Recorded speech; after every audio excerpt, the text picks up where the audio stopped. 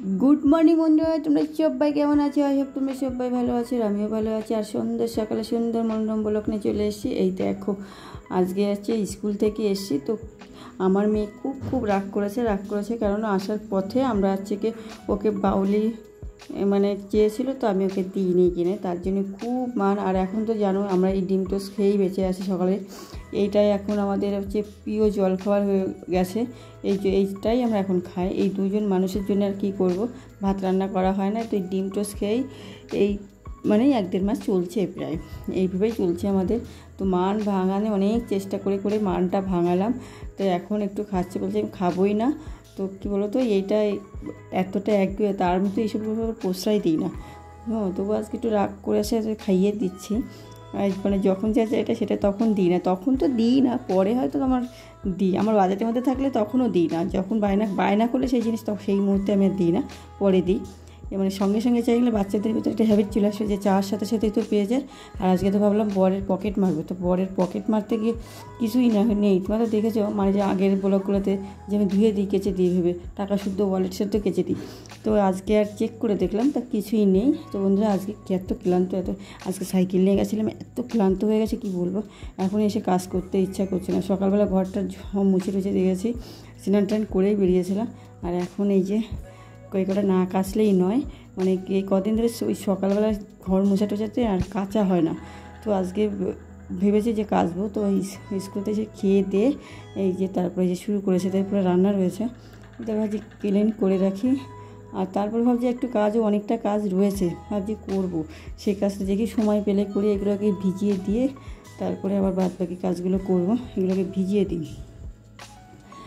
আর এই যে নিয়ে এসে এগুলো এখন ভিজাবো, অ্যাকচুয়ালি মানে কী বলো তো, ভিজিয়ে কিছুক্ষণ ভিজিয়ে রাখি, ওর বাদ বাকি কাজগুলো করবো। আর এই যে এখন ওর রাগটা অনেকটা কমে গেছে, অনেকটা শান্ত হয়ে গেছে এখন। মানে একটু টিভিও দেখছে, তো টিভি দেখলে অনেকটা শান্ত হয়ে যায়। মোবাইলটা এখন আর দিই না, মোবাইলটা দেখলে একদিন মেরেছিলাম বলে আর ওকে দেখে না।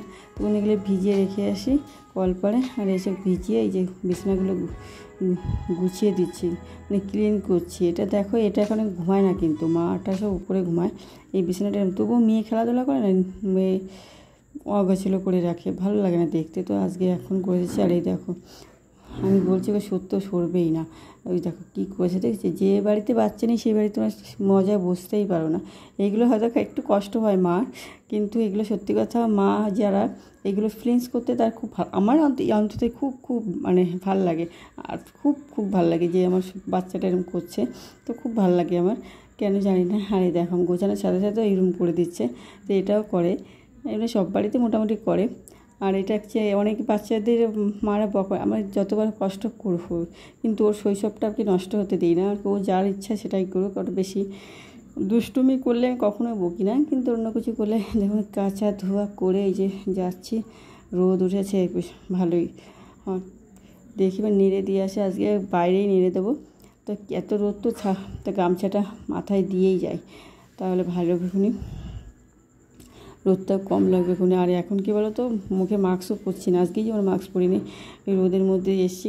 খুব কষ্টও হয়েছিল সাইকেল চালালে, সাইকেলটা নতুন সাইকেলে না, একদম রানিং না, ওর জন্য আমার বেশি কষ্ট। এই দেখো ঠিক আছে, বলি না আমার মাঝে মাঝে ভূত চাপে।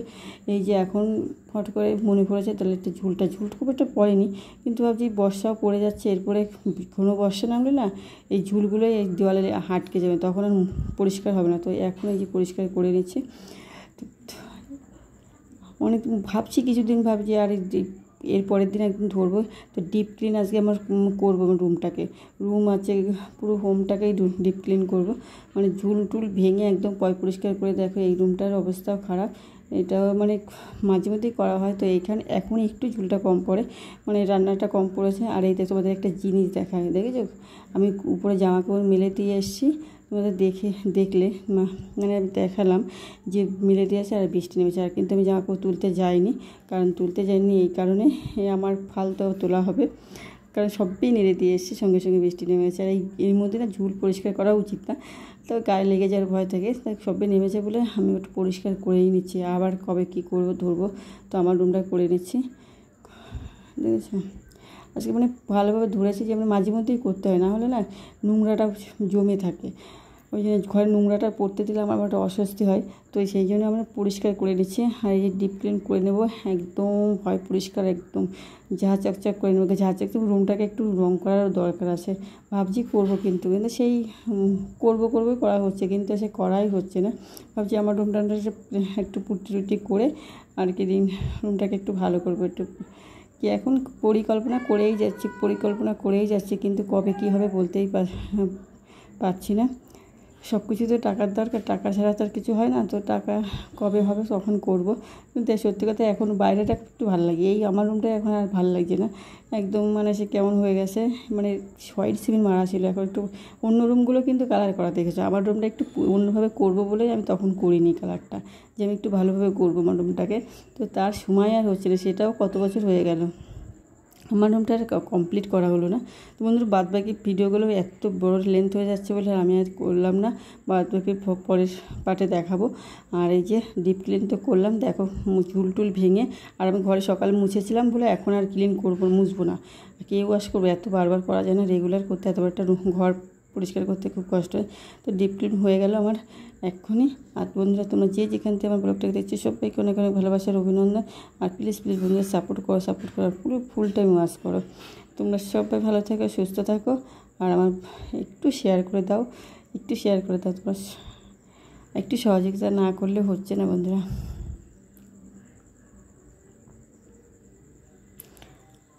আর দুষ্টুমি সারাদিন চলবে।